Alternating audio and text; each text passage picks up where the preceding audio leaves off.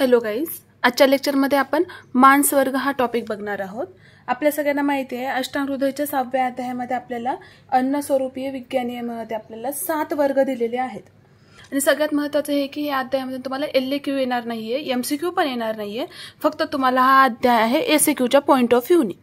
मग त्याच्यामधले पण जे महत्त्वाचे वर्ग आहेत ते तुम्हाला कव्हर करून घेतले जातील। तसं तर सगळे महत्त्वाचे आहेत, त्याच्यामध्ये पण काही जे प्रीवियस इयरला मोस्ट ऑफ द वेज विचारले गेलेले आहेत किंवा क्लिनिकल पॉइंट ऑफ व्ह्यूने जे महत्त्वाचे आहेत ते आपण या सिरीजमध्ये कंप्लीट करणार आहोत। ठीक आहे, या अध्यायामध्ये पहिल्यांदा शुकधान्य वर्ग सांगितले, त्याच्यामध्ये आपण बघितलं शालीचे किती प्रकार आहेत, कोणती श्रेष्ठ शाली आहे, कोणती कनिष्ठ शाली आहे। त्यानंतर शिंबी धान्य वर्ग सांगितलंय, पुढे कृतान्न वर्ग सांगितलंय, मांस वर्ग, शाक वर्ग, फल वर्ग, औषधी वर्ग, अशा 7 वर्गांचं याच्यामध्ये अभ्यास करायचा आहे आपल्याला। मग आपण आजच्या क्लासमध्ये बघणार आहोत की मांस वर्ग। मग प्रत्येक वेळेस आपल्याला वर्ग लिहिताना कन्फ्युजन खूप जास्त होतं की मॅम सगळीकडेच कार्य सेम दिलेले आहेत किंवा गुणधर्म सेम दिलेले आहेत, कशाचं कसं ओळखायचं, याच्यामध्ये आम्हाला खूप जास्त कन्फ्युजन होतंय। मग हे कन्फ्युजन टाळण्यासाठी तुम्ही आधी तर छोटे छोटे पॉईंट्स घेऊन अभ्यास करायला सुरुवात करा। जेव्हा तुम्ही छोटे छोटे पॉईंट्स घेऊन अभ्यास कराल तेव्हा तुमचे जास्त कन्फ्युजन नाही होणार। आता बघा, आज मांस वर्गाचं व्हिडिओ बघितला, लेक्चर बघितलं तर तुम्ही लगेच ते जाऊन फक्त तितकाच पॉईंट तुम्ही बुकमधून वाचा, म्हणजे तुम्हाला पण इझी जाईल। ठीक आहे, आता मांस वर्ग बघायला आपण सुरुवात करूया। सगळ्यात आधी तर मांस वर्गामध्ये आपल्याला प्रमुख 8 वर्ग दिलेले आहेत किंवा 8 प्रकारचे प्राणी म्हणा किंवा त्या प्राण्यांनुसार त्यांच्या मांसाचं काय गुणधर्म आहेत, त्याच्यामध्ये त्या 8 वर्गामध्ये काय काय येतं हे सगळ्याला आपल्याला बघायचे। मग सगळ्यात आधी हे 8 वर्ग सगळ्यांना मांस वर्ग जर लिहायला आला तर हे 8 वर्ग येणं कंपल्सरी आहे। ओके, बघूया आपण आता ते कोणकोणते 8 आहेत ते। सगळ्यात आधी दिलेला आहे मृग। मृग म्हणलं की आपल्याला काय आठवतं? हरिण आठवतं। सगळ्यांना मृग म्हणजे हरिण हे सगळ्यांना माहिती आहे। मग मृग म्हणजे 4 पायाचे प्राणी। ज्या प्राण्यांना 4 पाया आहेत त्या प्राण्यांना मृग या क्लासिफिकेशनमध्ये टाकलेलं आहे त्यांनी। ठीक आहे, मग त्याच्यामध्ये आता हरिण आलं, सांबर आलं, ससा असो किंवा शांबर असो, हे सगळं त्याच्यामध्ये येतं। तुम्ही याचे उदाहरण पहिल्यांदा तर काय लिहायचे? मृग म्हणजे काय? ज्या प्राण्यांना 4 पाय आहेत त्या प्राण्यांचं क्लासिफिकेशन मृग या वर्गामध्ये केले। मग त्याच्यामध्ये एक्झाम्पल तुम्ही लिहू शकता, जसं की हरिण झालं, ससा। मग तुम्हाला जे आपल्याला डेली लाईफमध्ये माहिती आहे ते सगळे तुम्ही एक्झाम्पल त्याच्यामध्ये टाकू शकता। मी फक्त इथे लक्षात राहावं म्हणून 2च लिहिते। ठीक आहे, मग आता दुसऱ्या क्लासिफिकेशनमध्ये त्यांनी काय दिले? मृग झाल्यानंतर विष्कीर।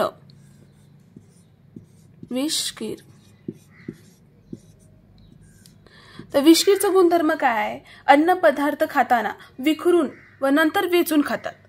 जसं की आपल्याला कोंबडा माहिती आहे, कोंबड्याला जेव्हा एखादा आपण धान्य टाकतो किंवा त्याला खायला देतो तेव्हा पहिल्यांदा ते सगळं असं पूर्ण विखरतो आणि विखरल्यानंतर मग ते एक एक एक एक एक एक एक दाणा टिपून खातो। मग त्या प्राण्यांना विष्कीर असं म्हटलंय। विष्कीरचे डेफिनेशन काय लिहिणार तुम्ही? अन्न पदार्थ विखरून व नंतर वेचून खाणारे सगळे ह्याच्यामध्ये येतात। मग आता आपल्याला चिमणी पण माहिती आहे। चिमणी पण आधी आपण तांदूळ वगैरे टाकले ते इकडे इकडं विखरते आणि नंतर मग ते एक एक एक चोचीने खाते। ठीक आहे, ह्याच्यामध्ये आता सगळ्यांना माहिती आहे असं उदाहरण चिमणी घ्या किंवा कोंबडा, हे आपण ह्याच्यामध्ये लिहू शकतो। पहिलं मृग 4 पायाचे प्राणी, विष्कीर म्हणजे आधी विखरतात आणि नंतर ते चोचीने खातात, हे झालं विष्कीरचं। पुढचं आहे 3 नंबरचं प्रतूत। प्रतूत म्हणजे काय? जे प्राणी चोचीने टोचून खातात असं। जसं की आपल्याला पोपट वगैरे माहिती आहे, जर तुम्ही पोपटाला पेरू जर दिला तर तो चोचीने टोचून खातो तो पेरू। ठीक आहे, यांचा सगळ्यांचा प्रतूरमध्ये येतं। मग याच्या उदाहरणामध्ये तुम्ही पोपट लिहू शकता, मैना, तसेच कबूतर, हे सगळे याच्यामध्ये एक्झाम्पल म्हणून येते। मग आता 4 नंबरला आपल्याला बघायचं आहे बिलेश प्राणी बघायचे आहेत। 4 नंबरला आपल्याला बिलेश म्हणजे जे बिळामध्ये राहतात असे प्राणी। जास्त लक्षात ठेवायची काही गरज नाहीये, त्याच्या नावामध्येच अर्थ दडलेला आहे। मी पहिल्या लेक्चरपासून सांगते की आयुर्वेदामध्ये जे काही शब्द आहेत ते त्याच्या नावामध्येच त्यांचे अर्थ दडलेले आहेत। बिलेशमध्ये जे काही बिळामध्ये राहणारे प्राणी आहेत ते सगळे आपल्याला बिलेशमध्ये येतात। मग जसं की बेडूक घ्या, साप घ्या, हे सगळे कशामध्ये राहतात? बिळात राहतात, म्हणून त्याला बिलेश असे म्हटलेलं आहे। साप ठीक आहे. पहिला झाला मृग. मृग म्हणजे 4 पायाचे प्राणी जसे की हरिण, ससा इत्यादी. दुसरा झाला विष्कीर, चिमणी, कोंबडा जे आधी अन्न विखरतात पूर्ण आणि नंतर मग ते चोंचीने टोचून टोचून खातात. प्रतूरमध्ये काय येतं, पोपट, मैना जे की चोंचीने टोचून टोचून अन्न खातात. बिलेशमध्ये जे बिळात राहणारे प्राणी आहेत ते. होप सो तुम्हाला हे 4 प्रकार समजले असतील किंवा 4 प्रकारचं क्लासिफिकेशन समजलं असेल. आता आपण पुढे बघणार आहोत प्रसर. 5 नंबरचा आहे प्रसर. ठीक आहे. तर प्रसरमध्ये काय येतात की भक्ष्याला ओढून नेतात आणि मग खातात. तर जे काही एखादा भक्ष्य म्हणजे काय, तर जसं की सिंहासाठी एखादा ससा वगैरे सापडला असेल तर त्याला आधी ओढून त्याच्या बिळामध्ये नेणार आणि नंतर मग त्याला खाणार. त्याला आपण प्रसर असं म्हटलेलं आहे. भक्ष्याला ओढून नेतात आणि नंतर खातात, त्याला प्रसर म्हटले. मग याच्यामध्ये तेच उदाहरण वाघ लिहू शकता, तसेच गाढव, सिंह, हे सगळे आपल्याला उदाहरणं ह्याच्यामध्ये आपण लिहू शकतो. ठीक आहे. हे काय झाले, प्रसरमध्ये येणारे झाले. आता 6 नंबरचा आहे महामृग. आपण याच्या आधी काय बघितलं होतं, मृग बघितलं होतं. सगळ्यात आधी काय बघितलं होतं, मृग. मृग म्हणजे 4 पायाचे प्राणी. आता महामृग. महामृग म्हणजे शरीराचा ज्याचा आकार मोठा आहे, असे 4 पाय. याच्यामध्ये पण 4 पायाचे प्राणी सांगितलेत, पण शरीराचा आकार मोठा असणारे. मृगमध्ये 4 पायाचे प्राणी, पण त्याच्यामध्ये आपण हरिण, ससा हे छोटे छोटे प्राणी बघितले. पण महामृगमध्ये जसे की हत्ती झालं, रेडा, हे 4 पायाचे प्राणी आहेत, पण हे आकाराने मोठे आहेत, म्हणून ह्याचा समावेश महामृगमध्ये केलेला आहे. आता 7 नंबरला बघा जलचर प्राणी. आता याच्या नावामध्येच दिलेलं आहे जलचर म्हणजे काय, पाण्यात राहणारे प्राणी.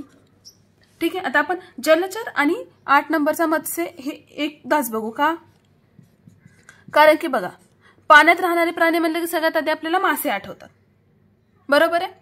पण यांनी जलचर हे वेगळं क्लासिफिकेशन दिले आणि मत्स्य हे वेगळं दिले. जलचर मध्ये काय, पाण्यात फिरणारे जीव जसं की हंस झालं, बगळा झाला, हे पाण्यात फिरतात पण पाण्यात राहत नाहीत.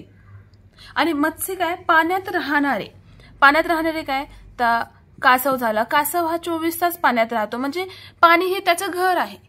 आणि जलचर म्हणजे सहज तिथे जाऊन फिरतात असे. आणि मत्स्य मध्ये जे पाणी ज्या प्राण्यांचं घर आहे असे.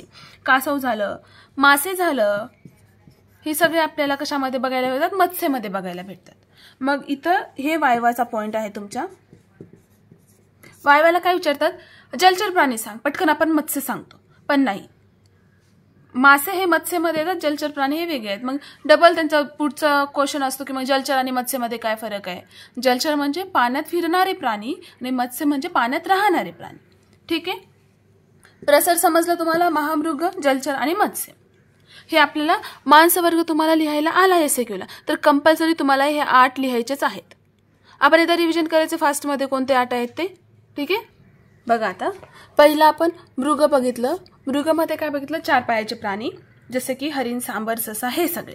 विष्कीरमध्ये काय, अन्नपदार्थ विखरून नंतर वेचून खाणारे प्राणी विष्कीरमध्ये येतात. प्रदूतमध्ये चोंचीने टोचून टोचून खाणारे प्राणी. बिलेश म्हणजे बिळात राहणारे प्राणी. प्रसर म्हणजे भक्ष्याला ओढून नेऊन नंतर खाणारे प्राणी. महामृग म्हणजे 4 पायाचे पण आकाराने मोठे असणारे. बघा मृग आणि महामृग हे वायवासाठी कन्फ्यूज करणारे. आणि यावेळेस खूप जणांचं असं मला कळालं की त्यांना मांसवर्गाचे 8 तर माहिती आहेत किंवा कोणत्याही एक्झाम्पल कोणत्याही ह्याचं घ्या, परंतु जेव्हा त्यांना कॉन्ट्रोवर्स क्वेश्चन केलं जातो तेव्हा त्यांनी तिथे अडकतात वायवाला आणि तिथेच तुमचे मार्क एक्झामिनर काढतो. एक्सटर्नल असेल तर एक्सटर्नल असे क्वेश्चन्स विचारतात. म्हणून आपल्याला अभ्यास करताना थेअरीचा करायचाच आहे, पण मध्ये मध्ये मी जे काही वायवाचे आणि एमसीक्यूचे पॉईंट्स सांगते ते पण तुम्ही नोट करायचेच आहे. ठीक आहे. हे महामृग आणि मृगमधलं कन्फ्युजन दूर झालं. जलचर म्हणजे पाण्यात फिरणारे प्राणी आणि मत्स्य म्हणजे पाण्यात राहणारे. या दोघांमध्ये पण तुम्हाला नेहमी एक्झामिनर कन्फ्यूज करतो. ठीक आहे. हे आपले 8 प्रकारचे वर्ग झाले. मग आता याच्यामध्ये पण आपल्याला जांगम मांस, आपण नेहमी श्लोकमध्ये वगैरे बघतो की जांगम मांस, अनुप मांस किंवा साधारण मांस असं आपल्याला श्लोकमध्ये येतं. श्लोकांमध्ये असं नाही येत की मृग मांस किंवा विष्कीर मांस असं नाही येत. साधारण, अनुप किंवा जांगम असे मांसाचे प्रकार येतात. पण ते कसे येतात बघा, या 8चंच क्लासिफिकेशन 3 मध्ये केलेलं आहे. हे जे आपण आधी 8 लिहिलं होतं याचं क्लासिफिकेशन पुन्हा 3 मध्ये केलेलं आहे. हे जे आहेत 3 मृग, विष्कीर आणि प्रतूर. मृग, विष्कीर आणि प्रतुर कशामध्ये येतात? जांगम. जांगम मांसवर्गामध्ये याचा समावेश आहे. मग राहिला बिलेश आणि प्रसर, हे कशामध्ये येतात? साधारण मध्ये येतात. साधारण मध्ये येतात. ओके. आणि हे महामृग, जलचर आणि मत्स्य हे येतात अनुप मांसवर्गामध्ये येतात. तुम्हाला क्लासिफिकेशन समजलं? जांगम मध्ये पहिले 3 येतात, नंतर दुसरे 2 साधारण मध्ये येतात आणि तिसरे अनुप मध्ये येतात. ठीक आहे. जर तुम्हाला कधी कोणी विचारलं की साधारण मांस म्हणलं तर तुम्हाला लक्षात आलं पाहिजे की बिलेश प्राण्यांचं मांस आणि प्रसर मांस. मग बिलेश आणि प्रसर मध्ये कोणते येतात हे तर तुम्हाला माहिती आहे. ठीक आहे. इथपर्यंत सगळ्यांना क्लिअर असले पाहिजे पॉइंट्स. ओके. पुढे आपल्याला काही श्रेष्ठ आणि अश्रेष्ठत्व याबद्दलचा पण एक पॉइंट आठवतो. पण हे जे काय आहे ते श्रेष्ठ सांगितलेले आहे ते. मग आता विष्कीर वर्ग जो आपण बघितला, विष्कीर मध्ये काय येतात? जे अन्नपदार्थ विखरून आणि नंतर वेचून खातात. त्याच्यामध्ये लावा पक्षी याचे मांस सगळ्यात श्रेष्ठ सांगितलेलं आहे. पुढे मत्स्यमध्ये रोहित मासा याचं मांस सगळ्यात श्रेष्ठ सांगितले. बिलेशमध्ये गोधा मांस श्रेष्ठ सांगितले आणि मृगमध्ये काळविटे श्रेष्ठ सांगितले. हा पॉइंट मी इथं का घेतला? कारण की हा पॉइंट तुम्हाला MCQ साठी खूप महत्वाचा आहे. ठीक आहे. विष्कीर मध्ये तुम्हाला लावा पक्षी महत्वाचा, लावा पक्षाचं मांस श्रेष्ठ आहे असं सांगितलंय. मग कनिष्ठाचं वर्णन तर अध्यायामध्ये दिलेलं नाहीये, पण जे काही त्यांनी श्रेष्ठत्व दिले ते लावा पक्षाचं आहे. मग हे तुम्हाला MCQच्या तुमच्या युनिव्हर्सिटीमध्ये पण कामाला येणार आहे आणि पुढे तुम्ही जर एक्झामसाठी PG साठी नीट देणार असाल तर त्याच्यामध्ये पण हे खूप महत्वाचे पॉइंट्स आहेत. जर तुम्ही आतापासूनच थोडे थोडे पॉइंट्स करत गेला तर तुम्हाला लास्टला जास्त करावं लागणार नाही. त्यामुळे आतापासूनच छोटे छोटे पॉइंट्सकडे लक्ष द्यायचं. विष्कीरमध्ये लावा पक्षी, मत्स्यमध्ये रोहित मासाचं मांस श्रेष्ठ आहे, बिलेशमध्ये गोधा आणि मृग मध्ये काळवीट याचं मांस सगळ्यात श्रेष्ठ आहे. ठीक आहे. होप सो सगळ्यांना इथपर्यंत जे काही मांस वर्गामध्ये आपण 8 क्लासिफिकेशन बघितलं आणि आता श्रेष्ठत्व बघितलं आणि नंतर 8चं पण पुन्हा 3 मध्ये क्लासिफिकेशन बघितलं, साधारण मांस, जांगल मांस आणि अनुप मांस. हे सगळ्यांना पॉइंट्स क्लिअर असले पाहिजे. ठीक आहे. आजचं लेक्चर आपण इथेच थांबूया. काही डाऊट्स असतील तर तुम्ही मला व्हॉट्सअपला विचारू शकता किंवा डायरेक्ट कमेंट सेक्शनमध्ये पण तुम्ही डाऊट्स टाकू शकता. ठीक आहे. थँक्यू.